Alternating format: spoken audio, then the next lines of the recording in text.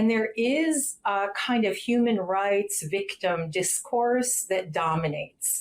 So you're only sympathetic if it's within a victim frame. And it's very difficult to talk about actual resistance, militant resistance in the now.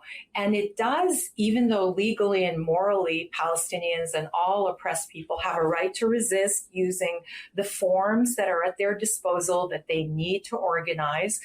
Those kind of visions exclude the Palestinian right to resist.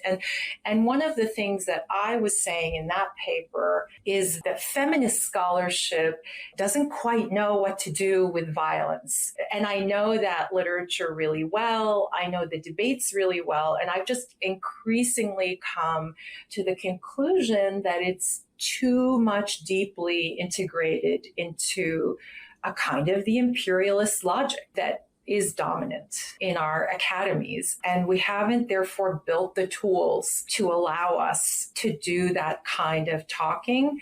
And I think we just need to do it more. And I think it's very political that we don't, or to refuse to do it. I think that a lot of the kind of big picture kinds of analyses have their own problems related to scale, the scales that they value. And I think the really difficult thing, which I've always tried to do, is to think on multiple scales and to also be really about the dialectics and about the context in which something happens. What is actually existing? What is the situation now?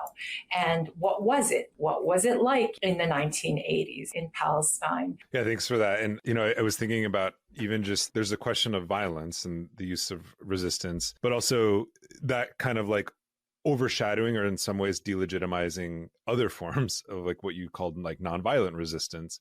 It's like some kind of sliding scale. You're a legitimate movement if you're quote unquote nonviolent, but if there's a violent element to it, it delegitimizes your political gains. And we're supposed to appeal to some of this abstract audience of the West. And if they don't like this kind of thing, if it's something that like is morally repugnant to them, somehow that delegitimizes the movement itself. And so I really like that framing. And I also was thinking about how there's this demonization, particularly of Arab and Muslim people engaged in resistance, and specifically Palestinians.